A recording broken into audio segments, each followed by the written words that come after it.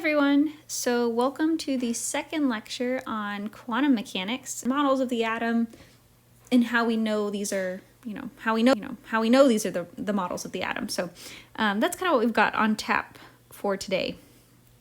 So I'm including this slide in here. This is kind of what we're talking about in general. And so if in like Chem 10 or Chem 20 or maybe a high school Chem class, you did a lab that was called the flame test lab. The flame test lab is directly related to what we're doing or what we're talking about in class today.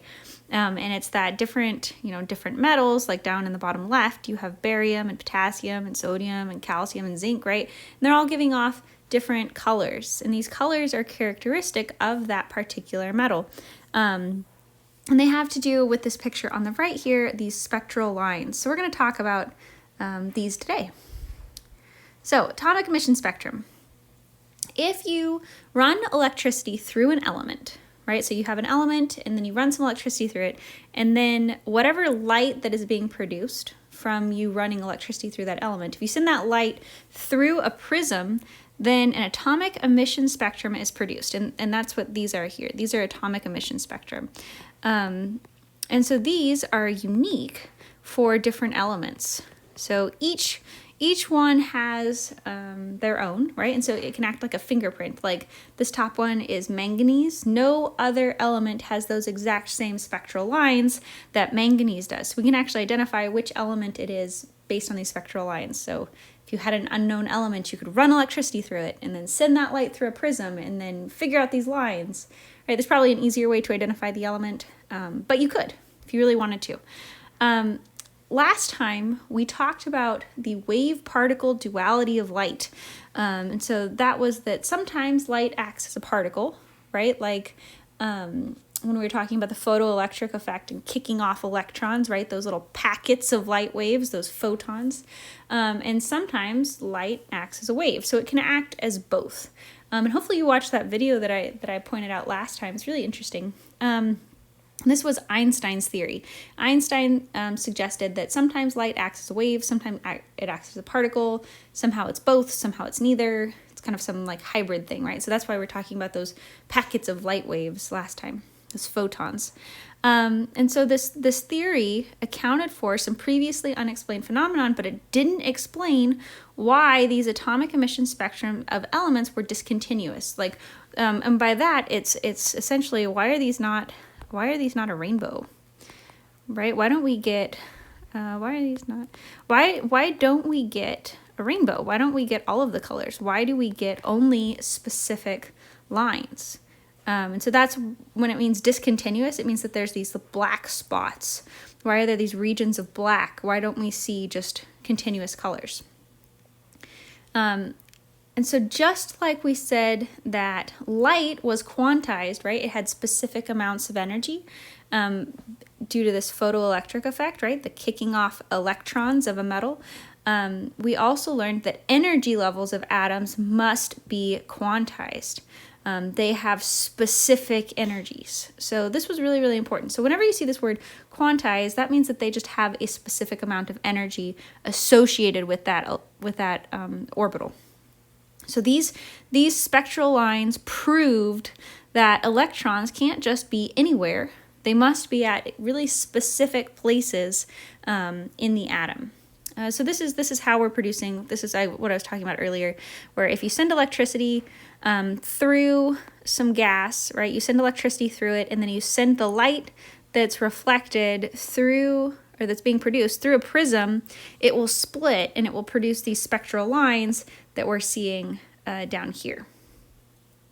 Okay, so this was the work of Niels Bohr, and he said, all right, so if we have these distinct spectral lines over here that are shown in hydrogen's emission spectrum, so those must be corresponding, right? These values of light have different wavelengths, and so they must correspond to different amounts of energy. And those energies are being produced by electrons moving between energy levels. So like, one of the energies, if it moves from 5 to 4 or 4 to 3 or 3 to 2 or maybe 4 to 1, right? But those are the energy being released when the electron is making these transitions. So this model, Niels Bohr's model, correctly predicted the frequency lines in hydrogen's emission spectrum. So they were like, hey, he must be right. Okay, so these electrons can only exist on this first energy level, or they can exist on this second energy level, or they can exist on this, right? And so they can exist on these energy levels, but they can't exist in between, right? If they could exist in between, then we would see more lines, which we don't, right? We don't see those. We only see very, very specific lines, and the fact that we only see very, very specific lines tells us that the electrons can only be in very, very specific places in the atom. So the hydrogen atom then, because this was all based just on hydrogen for now. Okay, so the hydrogen atom has energy levels with very specific energies. So this first energy level has a specific energy level, or energy, and the second energy level has a specific energy, and the third one, right, and so on and so forth. They are at very specific energy, and the changes in the energy are when electrons absorb or emit a photon. So if it absorbs a photon, right, it absorbs some energy, this electron can go from the first energy level and hop up to the second energy level. Or if it absorbs a lot of energy, right, it could hop up higher. But it can't exist at like the 1.5 energy level. Okay?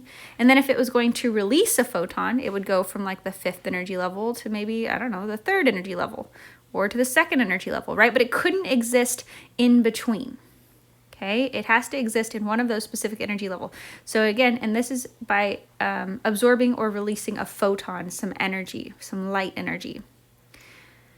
So Bohr suggested that an electron moves around the nucleus in only certain allowed circular orbits, right? So it can be on the first energy level, or it can be on the second energy level, or the third energy level, but it can't be in between. That's what it means by allowed. This was called the planetary model.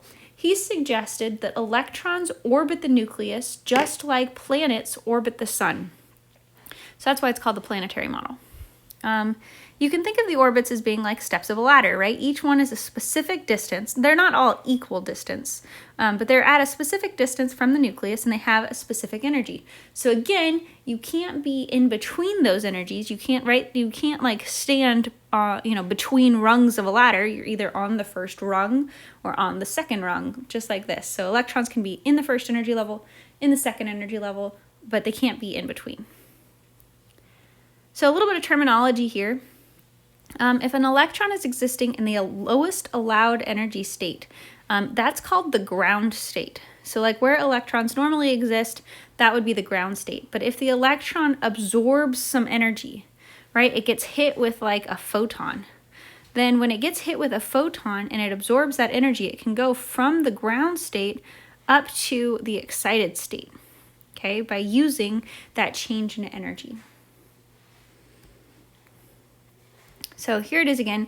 If an atom absorbs energy in the form of either heat or electricity, either one is fine. Heat would be like if you've done the flame test lab, right? And then electricity would be, like we were talking about earlier, if you run some electricity through it. Either way will allow the atom to absorb energy. And when it absorbs energy, right here, if it absorbs energy, it will promote this electron to a higher energy level. It will go up to the excited state. And then once that it releases that electron, we call that relaxation, right? It will release that electron and it will go back to the ground state, and all of that extra energy it had been hanging on to will be let go, right? It will be released, and it will be released in the form of colored light. Not just white light, but a specific color. And so depending on how far that electron jumps, right? Big jumps will result in large amounts of energy, and small jumps will result in, small amounts of energy. And so if we can actually look at the color of the light that's being released to see how much energy is being released. So the energy released by the electron defines the color of light. So remember, if we have large amounts of energy, large energy, that's going to be a color like violet. And if we have, a small amount of energy, that's going to be a color like red. Again, remember, we are going to remember Roy G. Biv here, right? Roy G. Biv are the colors of the rainbow, and that will allow us to compare different energies of light. So red would be a small amount of energy. Maybe it only jumped from the second energy level to the first energy level, or something like that. Whereas violet would be a large amount of energy. And that would be maybe it jumped from the fifth energy level all the way down to the first. It released a ton of energy. That would be violet. So make sure you remember Roy G. Biv and how it corresponds to the amount of energy. So here we are. So if you look here, this is over here, the visible series, these ones. Those are the ones that we're going to look at right now. So the purple, right, would be a large amount of energy. And so that's, I think it's being shown from the sixth energy level all the way down to the second energy level. And then blue and green and red would be a very, very small change in energy. Looks like it's going from the third energy level to the second energy level. You also have some that are producing more amounts of energy than violet. Those would be the ultraviolet series, right? Large amounts of energy. But we can't see those, right? So that doesn't really help us. We can't see ultraviolet light. Similarly, infrared, this would be less energy than red light. And so this we still can't see. But, they do correspond to certain transitions. So this would be less energy than red and more energy than violet. So these are the different amounts of energy that can be released. Again, we're going to deal mostly with the visible light series, ones that we can actually see. And that's what's being shown down here, right? These are the visible light colors. But they all correspond to different jumps in electrons. So here you go. This is just showing you off to the right here where they're jumping from and just how much energy is being released. So as you'll see, the ultraviolet lights are very large amounts of energy. The infrared lights are very small amounts of energy. And the visible lights are the ones that we can actually see. So here are energy levels for hydrogen. So they actually can go through and calculate, based on the colors of light that are being produced, what energies each specific energy level has, which is really cool. You are in no way, shape, or form required to memorize these. You'll use them. Mostly what I'm just showing you here is that they each have a specific energy level. And right, if an electron was going to go from the second energy level down to the first energy level, you could subtract these energies and figure out the energy of that photon that's being released. Obviously, this is Chem 1. It's probably not going to be as easy as subtraction, right? But if I happen to give you all of these energy levels and I was like, what's the energy released when an electron falls from the second energy level to the first energy level, then for sure you could subtract them. But it's not that straightforward. Instead, we can calculate the energy that's being released in these electron jumps through this equation. Okay, so here's our newest equation. This is the Rydberg equation. And the R value here, I know we use R a lot. This is not the gas law constant. This is the Rydberg constant, which is this value here. So meters to the -1 just means 1 over meters. And it's just so that everything kind of cancels out. H we've talked about before, right? H is 6.626 times 10 to the -34th. And that's joules seconds. And then C is 3.00 times 10 to the 8th meters per second. That's the speed of light. So H is Planck's constant. C is the speed of light. R is nu. That's the Rydberg constant we have here. E is the specific energy of that energy level. And these N values here, N tells you the number of the energy level. So this is going to be a number like 1, 2, 3, etc. So this subscript N, so it would be like E of the first, right? That first energy level, and you would plug in, a 1 here. Or if you wanted the second energy level, you would plug in a 2 there. Normally though, oh, sorry, I've written over that. It just says also HCR. Sometimes you'll need it in electron volts.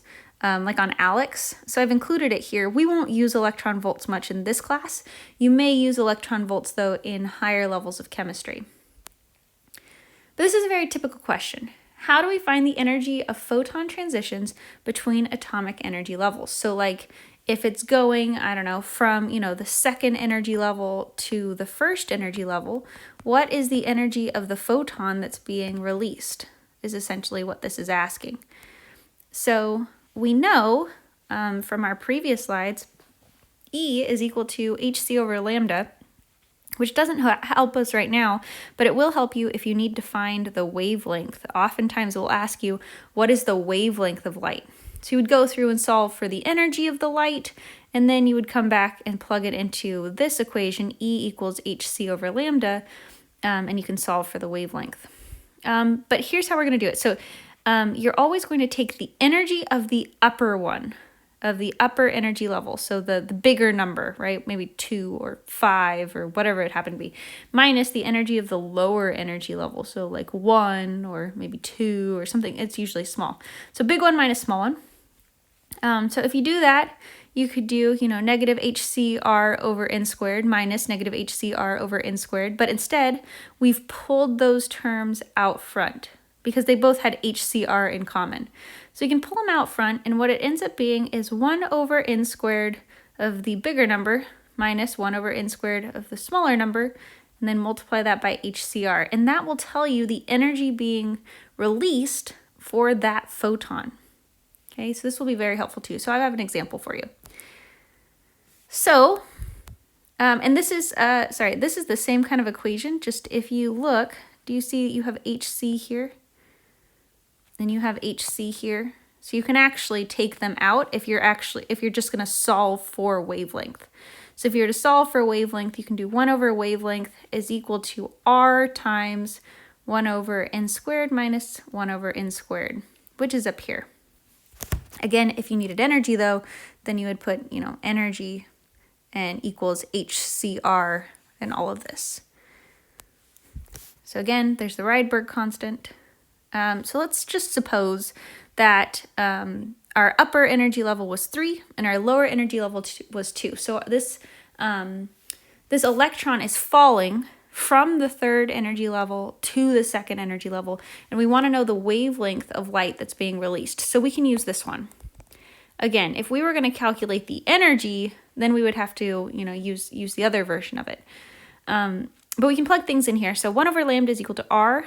And these should actually be switched.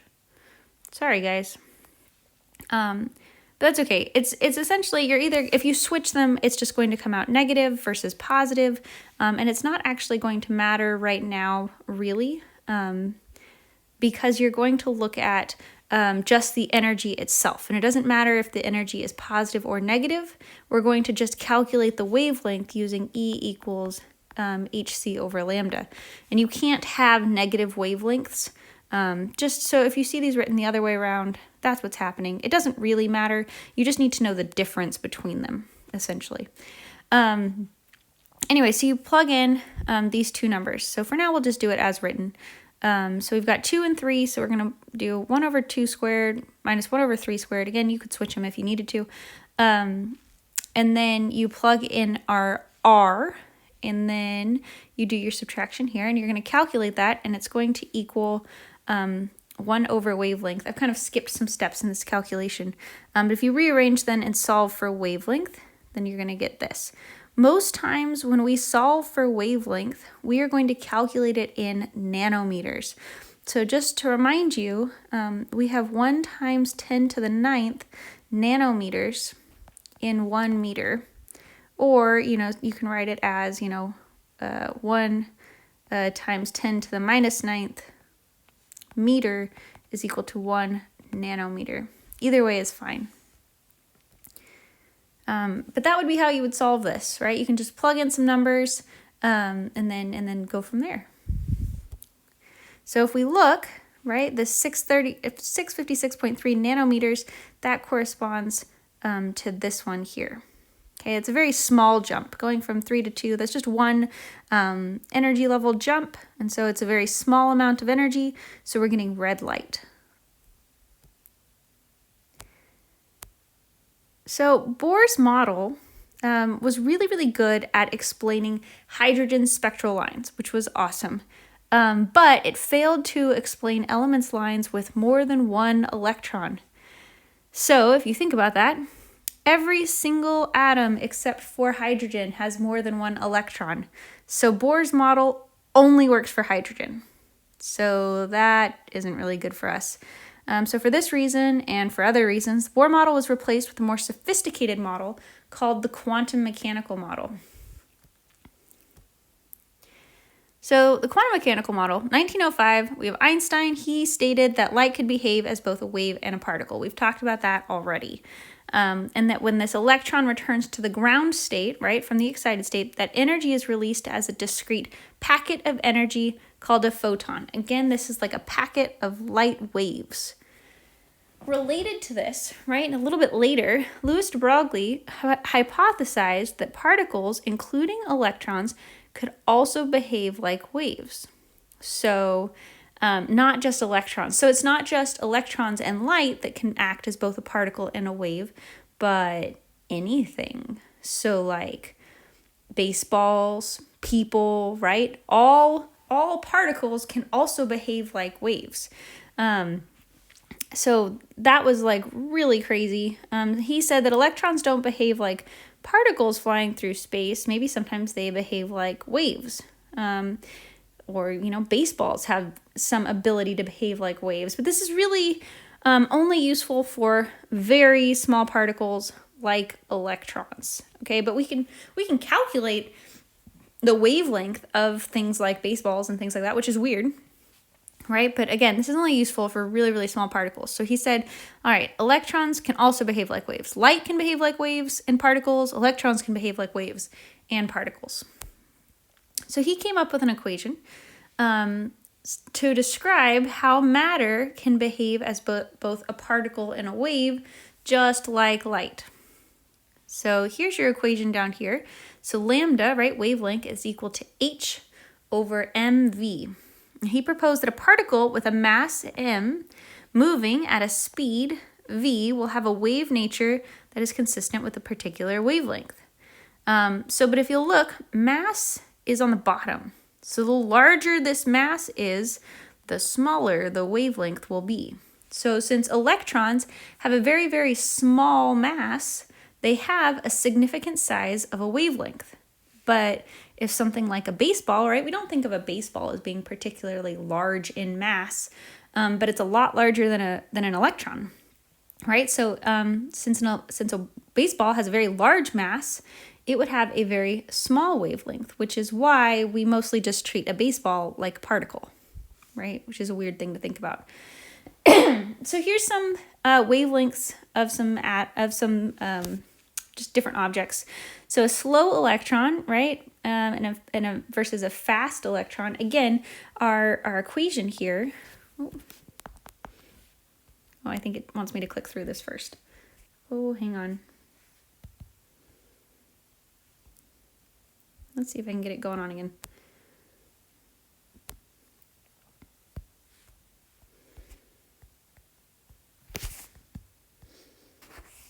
Sorry, everyone. There we are. Okay, let's see if we can get it to go back to writing. Oh, there we go. Our wavelength is equal to h over mv. Okay, so velocity plays into this too. So if something is moving faster, right? So like a fast electron is moving much faster than a slow electron, then its wavelength is going to be much smaller, right? So a slow electron, because it is moving slower, right? This, you know, if this is small, then that means this wavelength is big. So when things are moving fast, it doesn't, you know, the wavelength doesn't correspond as well. So we've got other things, alpha particles, 1 gram mass. Here's a baseball right down at the bottom. 142 grams, right? So which is really large if you compare that to the electrons. And it says here that its speed is moving, 25 meters per second. It has a very, very, very, very small wavelength. So again, we're not going to really be concerned with the wavelength of a baseball, but a slow electron, right? That's actually a decent sized wavelength. That's pretty big. Same thing for a fairly fast electron. So those will matter. And so there, it's also got the Earth, which is entertaining. So we can think of the Earth as moving as a wave, which is a little bit weird. So thinking about all of these things, Werner Heisenberg, and you guys may have heard of Heisenberg, especially like if you've watched Breaking Bad, you hear the name Heisenberg. But Werner Heisenberg showed that it was impossible to take any measurement of an object, such as an electron, without disturbing it. And so this is called the Heisenberg uncertainty principle. And he said that it was impossible, fundamentally impossible, not like it's hard to do, but it is impossible to know precisely both the velocity and position of a particle at the same time. Because say like down here in this picture, and I'll explain this. Say we know the electron is sitting here, right? The electron, the way that we kind of measure electrons is we go and we try and observe it, right? We hit it with a photon with some light. But when we hit this electron with the photon, it moves it, right? And so now we figured out, the electron was sitting right there, but we don't necessarily know how fast it was going before that. We found it, right? We knew the position, but we don't know anything else about the electron, because when we figured out its position, we changed it, right? We hit it with the light and that moved it. And so now once we move it, we don't know where the electron is anymore. We have more information though about how quickly it's moving, right? Because we hit it with some amount of velocity. We can actually calculate how fast it's moving now, but now we don't know where it's going. So you can either know the velocity, right, the speed of an electron, or the position of a particle, but you can't know both. The better you know one of those things, the worse you know the other. So this, if you've ever heard the Heisenberg uncertainty principle, that is what this is. I think there's actually a clip on the Big Bang Theory that, if you've seen it, where Sheldon is explaining the Heisenberg uncertainty principle to Penny. Maybe I'll try and post it. It's actually kind of funny. So based on this, though, Heisenberg stated that the product of the uncertainties, and I know that this is getting a little bit cognitively weird, the product of the uncertainties in both the position and the speed, so not the position and the speed themselves, but the uncertainty, right? The change in x, the change in v, was inversely proportional to its mass. Okay, so this means that the more accurately you know the position of a small particle, such as an electron, the less you know about its speed, and vice versa. So we have an equation here that pretty much just looks like a mess, right? So this is the uncertainty in where it is, where its position is, versus, right, or times the mass and the uncertainty in the velocity, right? So this, sometimes they'll use u. You can also, this is also, delta u.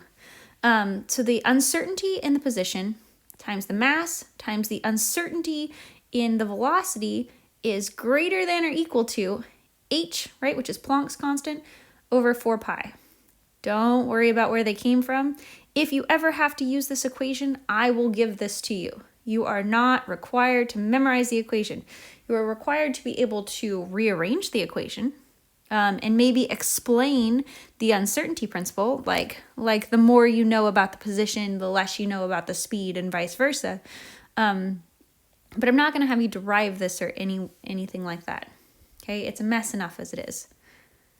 So if we were to apply the uncertainty principle, this is like a problem that you might receive. So an electron moving near an atomic nucleus has a speed of 6 times 10 to the 6th plus or minus 1% meters per second. See, isn't this great? What is the uncertainty in its position? So let's go through what this actually means, okay? So the uncertainty, delta x, is given as plus or minus 1%. So that, right, if we put that in a decimal, that's 0.01% of 6 times 10 to the 6th meters per second. Okay, so we can go through, if we look at our equation here. So our uncertainty and our velocity, okay, is given as 1% of this. That's essentially what it means. So 1% uncertainty, and that was our velocity. So this is our delta U. This is our uncertainty in our velocity. This is how much we're not, essentially how well we know that it's moving at 6 times 10 to the 6 meters per second. So we can plug it in here, and again, we're going to solve for delta x here. Okay, so delta x is greater than or equal to, right? This is h. Okay, and then it's over 4 pi times, and this is m. Please make sure your mass is always in kilograms. And then this is our delta U here. Okay, so we can go through and calculate that and get our answer. So that's how well we know the position. So in looking at this, and just, I know that this is a bit of a mess, but in looking at this, this is our uncertainty and our velocity. That's really large, right? That's this, 6,000 meters per second. We know that it's moving at this speed plus or minus 6,000 meters per second. That is a fairly large uncertainty. But if you look, our uncertainty in our position is very small. So we have a very large uncertainty in our velocity, but we have a very small uncertainty in our position. So this is essentially the foundation of the uncertainty principle. The better we know the position here, the less we know about the velocity, and vice versa. So there you go. Again, I won't ask you to memorize this equation. I just will ask you to use it. There are practice problems in the lecture worksheet and on the study guide, so check them out. And that's the end for today. I know that was a lot, but I would recommend maybe reading your book through this chapter. So this is chapter 7. This is quantum mechanics, or if you've heard me talk about Chem. When you get into higher levels of chemistry, there is a whole class devoted to this stuff in chapter 7. So again, if I'm glossing over this stuff, it's intentional because I don't want to get too deep and fall down a rabbit hole, because then we'll need Calc 3 and quantum physics and things like that. So try and stick really hard to just kind of what I've talked about, trying to sort through that. As always, send me any questions you have.